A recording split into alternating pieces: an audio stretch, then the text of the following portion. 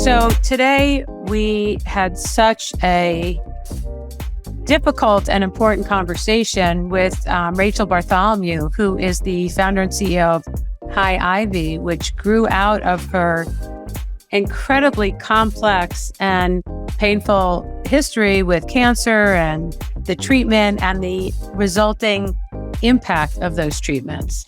And what was so striking, Alyssa, is she's telling this very sad story, and you don't feel bad for her. She's so amazing and strong and confident and thoughtful.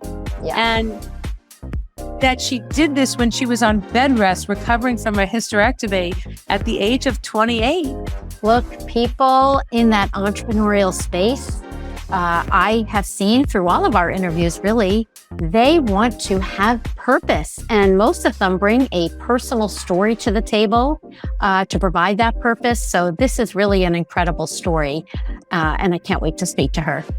We talk about this theme all the time, but what Rachel really points out, and we hear this over and over again, is just how many aspects of a woman's life are affected by condition or disease or treatment. It is not just physiological, it's psychological, it's emotional. In this case, affects your fertility, your options in terms of how you want to build a family.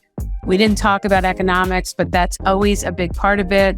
Lost work, expensive hospital bills. So it really is so important to realize how interconnected all these things are as it relates to women's health, whether we're talking about pregnancy or menopause or cervical cancer. No question about it. I think what moved me so much is the age at which she was diagnosed with her issues. Because, we always think of some of these vaginal problems, particularly atrophy or painful sex, as older person problems rather than young person problems. And what's so distinct about these issues occurring in a young woman is that the changes come on quite suddenly and overnight, rather than as gradual changes through time where you almost have a little bit of forewarning and a little time to prepare. So let's hear her story. Welcome to the Business of the V. Hello, friends and colleagues. I'm Dr. Alyssa Dweck. And I'm Rachel Bartholomew.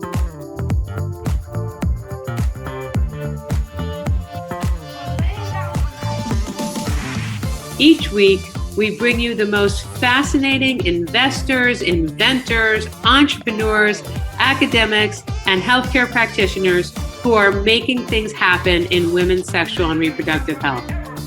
If you are a woman, know a woman, have a business, or care about your V health and wellness, fasten your seatbelts and listen in to another informative and inspiring episode. We are so excited to have our guest tonight, Rachel Bartholomew, founder and CEO of Hyivy, who is focused on an entirely new approach to pelvic health. Welcome.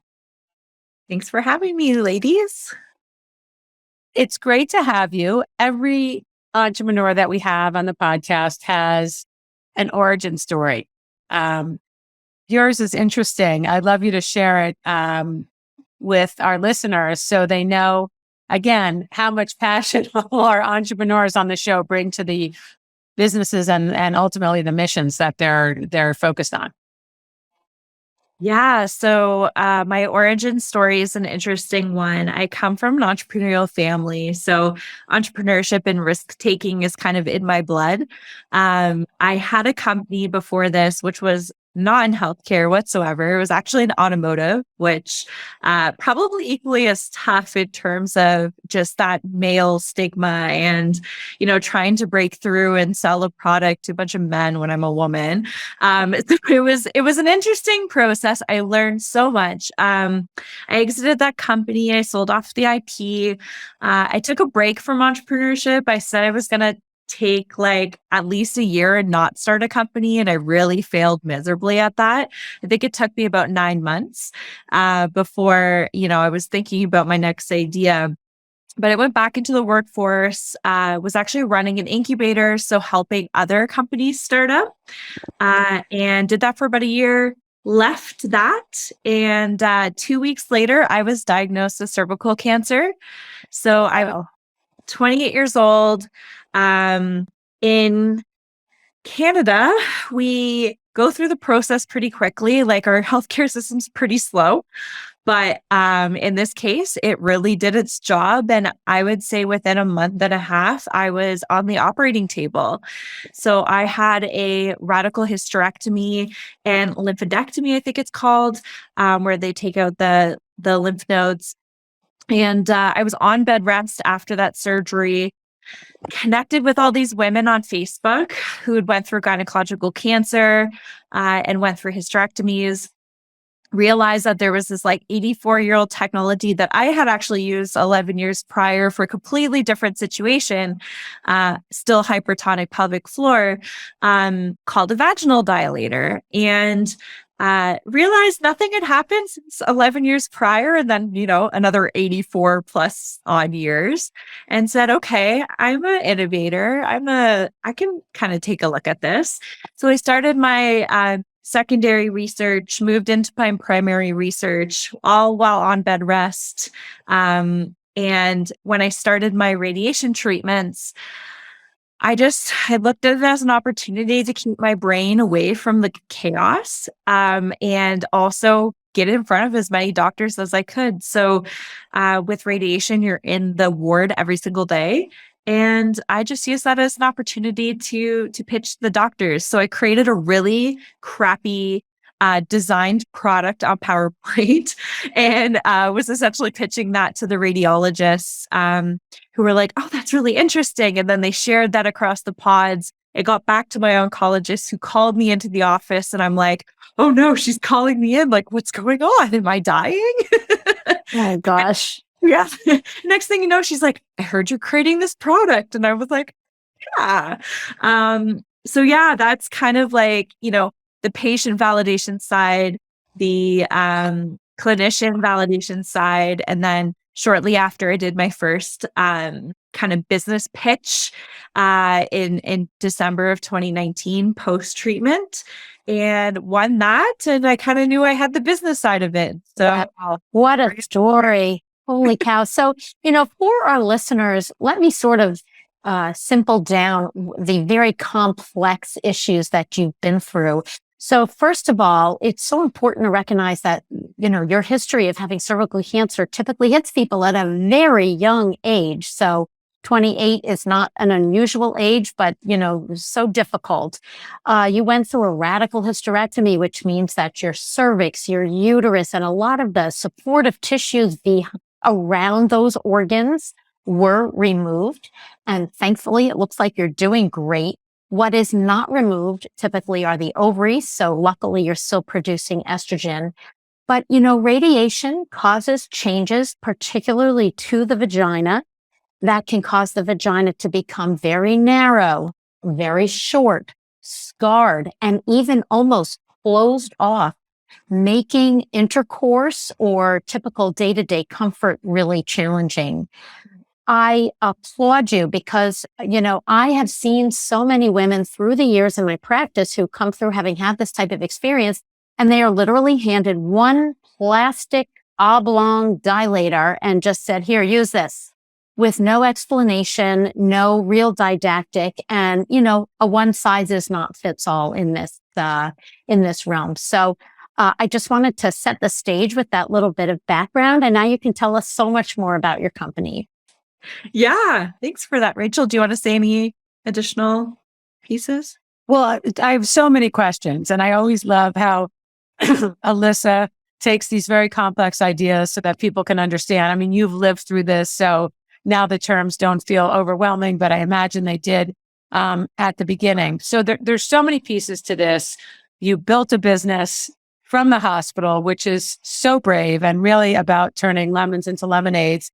I do want to touch at some point on whether or not your doctor, and now doctors today, talk to you about options in terms of fertility or family planning or anything like that, or had they warned you at all about the changes to your vagina that you might experience that Alyssa suggested? What kind of preparation or education did you have there? Yeah. So thank you, Alyssa, for the context. Cause, one of the things that you go through when you go through this is the decision making so quick. It's often without all of the information at the table, or it slides through as you're going through. Um, Before I started Hyivy, I actually almost started a company about the decision-making process in cancer because there's so many pieces to the puzzle and, different treatment pathways and the way that you increase your percentages of success and survival, and do they outweigh, unfortunately, what I'm starting to notice, what doctors going through treatment, like they're just honing in on this. I want you to survive, and less about the quality of life after the fact. So I lost my ability to have children by a week. I was supposed to go in for an egg collection, and they would not postpone my surgery one extra week.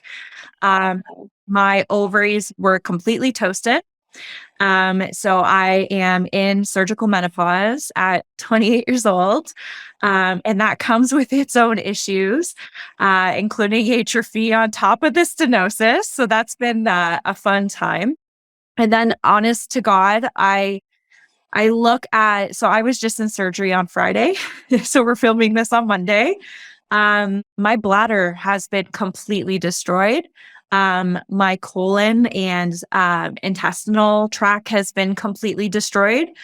Sexual functions pretty much non-existent. And, these are all things that unfortunately it's like, well, you're living, right? And it's like, well, at what cost at my quality of life as now a 31-year-old who cannot go anywhere without peeing her pants or going to the number 2 in my pants.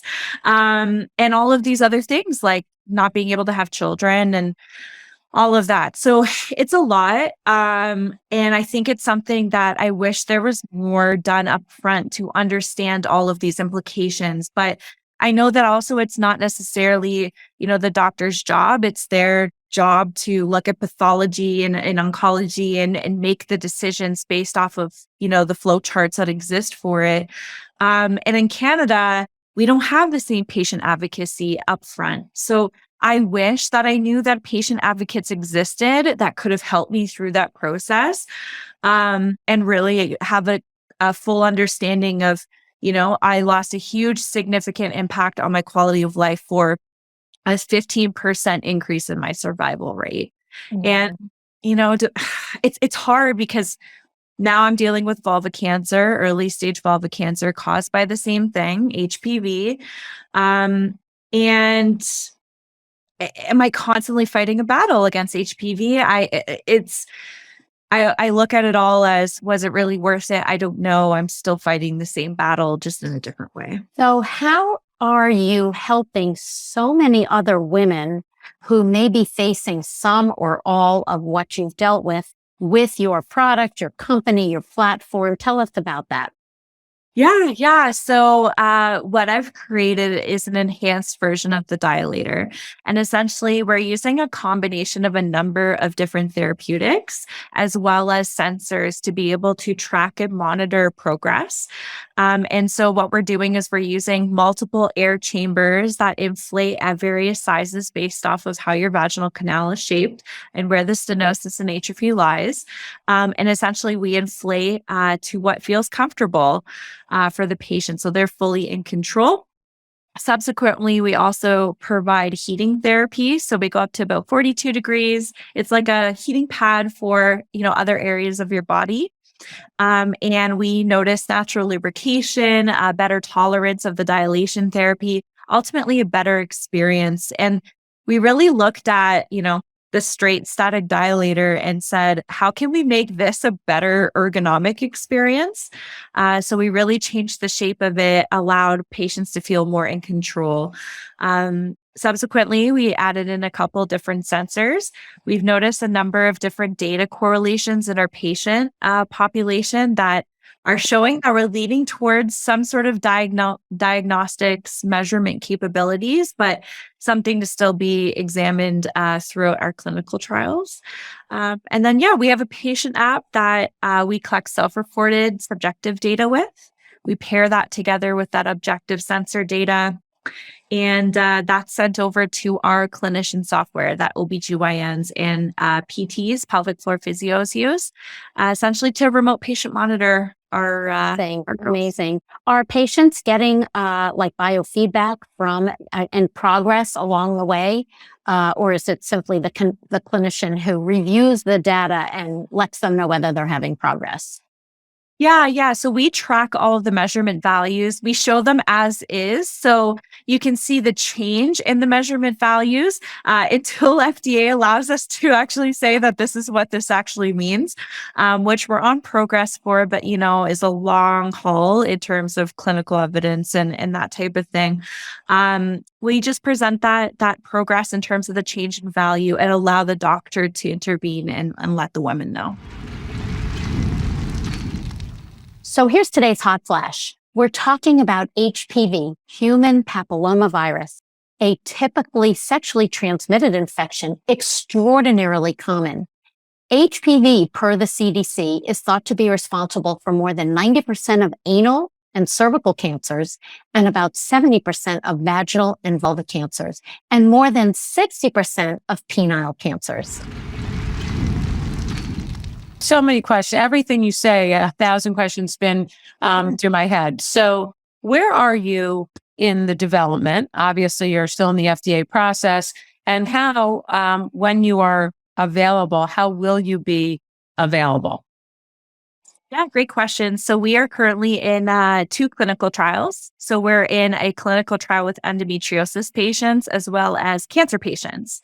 So we do both pelvic-based cancers, so gynecological, as well as colorectal and anal cancers, because a lot of them feel the same stenosis impact, unfortunately, from radiation. So those 2 are going through. Our hopes is, mid to late next year, we'll be going for Health Canada and FDA approval. And essentially, it is a prescription first device. So a pelvic floor physio or OBGYN has to clear you for use of the device. We include them throughout that process because we know that adherence rates are so low on, dilators, and continuing even with this therapy from home over the years. We wanted to make sure that the doctors were always at the table when working through this device. So they monitor how you're progressing and put in essentially a treatment protocol into the device that you go home with. One of the things that does keep people engaged in these tedious programs, and you're absolutely right, people fall off the wagon all the time because it's a chore, is to have these frequent visits because number one, monitoring progress, whether it's biofeedback or through your clinician relaying that information, really gives people hope that they're actually working towards something. But the frequent visits definitely helps with compliance. So that's great. Does the device come in multiple sizes, or it just can expand or deflate based on pumping in this air? Because this is incredibly interesting and quite novel. We're used to using serial dilators that start super skinny and then they get thicker and thicker. And longer and bigger and wider. And so one device is pretty neat. Yeah, for sure. So we start kind of at the lowest size of this is, I forget which one this is, one of the main ones that I'm given out of the pelvic therapist's office. So we start at the smallest size. That's the size of essentially the shaft of our device. And then the inflation goes up even past the largest size here in each of those balloons. But we really tell the patient, you increase that inflation. We set the balloons so that if you could only put in 1 versus the 2, you set that all up. And then essentially you just inflate till when it feels snug, but you don't feel any burning or any sort of sharp pain or anything that could, feel painful for the patient. So you're in the midst of these clinical studies. What in a perfect world would the claims be? What are you hoping to be able to deliver, which obviously will have a big impact on who's buying it? Yeah. So I'll share what I can share from what's public on clinicaltrial.gov. But with endometriosis, it's a really complex problem, right? Because we're not solving endometriosis. We're really helping with just the management of all the things that endometriosis patients go through. So the large piece of that is chronic pelvic pain, but also managing and looking at things like site specific. So we're doing a 16-point pelvic exam, as well as inflammatory markers. So looking at how we actually impact kind of that vaginal canal in an objective way. And then in cancer, our ultimate goal, we're going through the tolerance and usability and feasibility right now.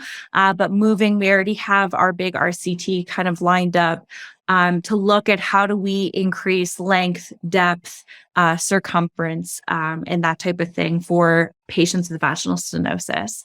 So hopefully a great change in it. We'll see what happens. And are you trying to demonstrate endpoints with reduction of pain, improved lubrication, improved ability to engage in intimacy? Are those clinical endpoints? Yeah, so pain is one of them, which is complex, right? Because pain is also unfortunately a very subjective thing. But we also are looking at, the female sexual function index, looking at adherence, looking at use of pain medication and ER visits, and a couple more of those kind of health economic measurements. A lot of the stuff that just hasn't been properly collected in kind of this area of medicine.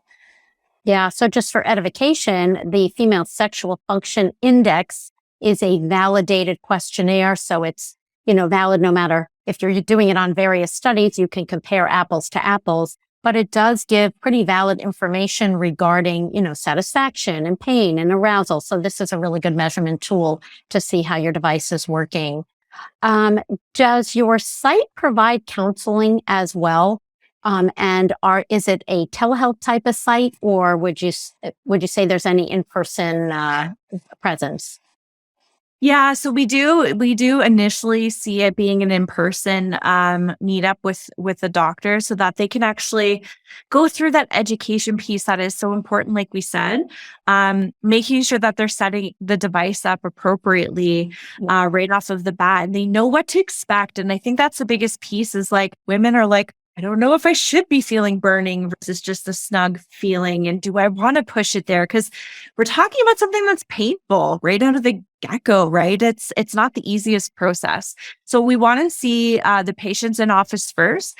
As we move towards gathering more clinical evidence, our hopes is to go towards over-the-counter and really working towards patients being able to do this on their own with some virtual therapy options to work through it and gather that data and then remote patient monitor that data. So in addition to the fact that you took your personal experience and are trying to make it better for other people, you also have communicated to folks the value of this, and you raised money earlier this year. What do you think was the driver? We've been in this space for a long time. It's very difficult to raise money when you're talking about, certainly unpleasant and uncomfortable topics. And I've heard both sides that, investors want the entrepreneur to tell their personal story, or they really don't want the entrepreneur to tell their personal story.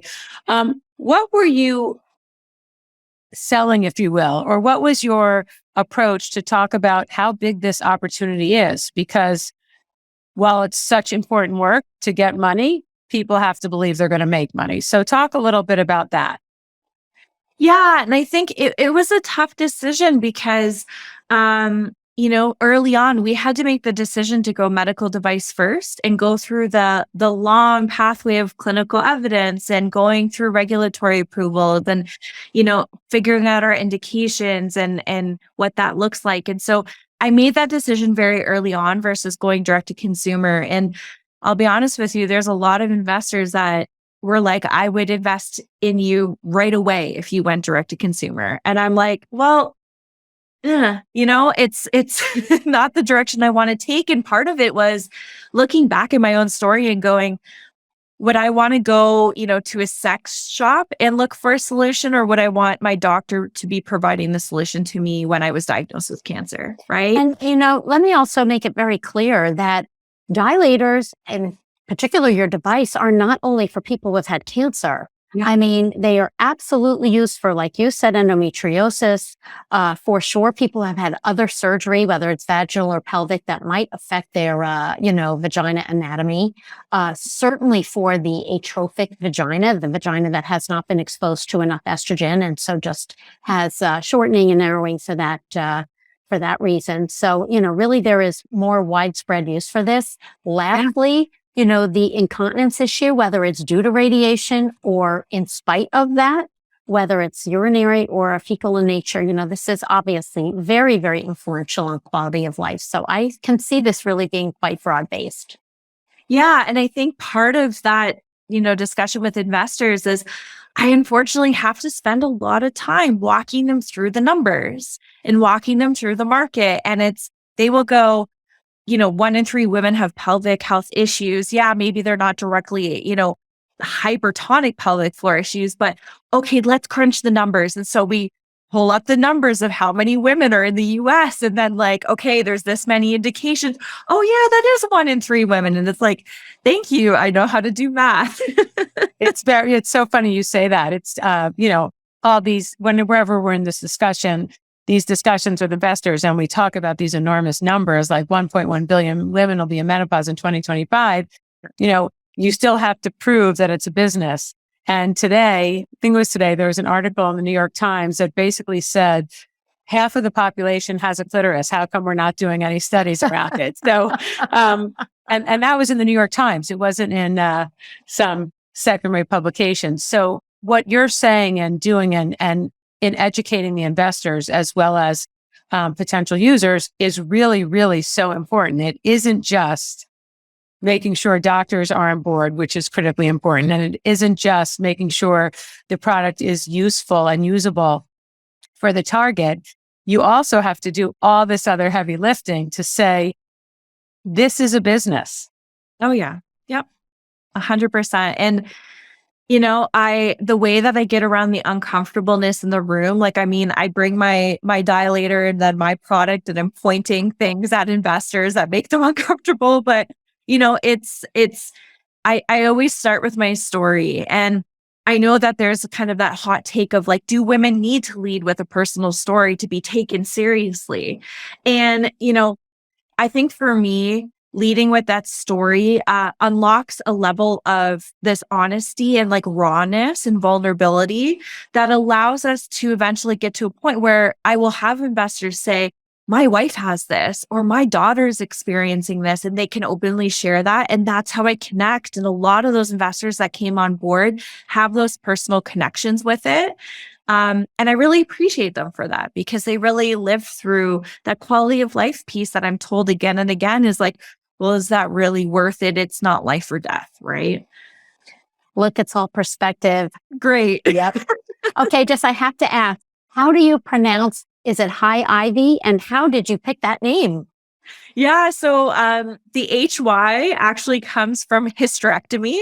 Okay. Because that's what I was on bed rest for when I made the product, right? So I was initially targeting hysterectomies and then realized it was way more than that. Yeah. And then the ivy leaf is actually in the shape of a uterus. And then we use the vines as the fallopian tube. So it's kind of like a play on words / woman's thing. So very cool. In gynecology, we're very used to terming all anatomic parts as either pieces of fruit or maybe nuts. So glad that we graduated to some plant life. Well, we will be watching you and cheering you on every step of the way. We want to thank you so much, first of all, for sharing such an unbelievably personal story, but it makes so much sense now to see where you have landed. And we wish you all the best and so much success. Yeah, thanks so much, ladies. Don't forget, subscribe to our podcast at businessofthev.com for the latest trends and trendsetters in women's health and business.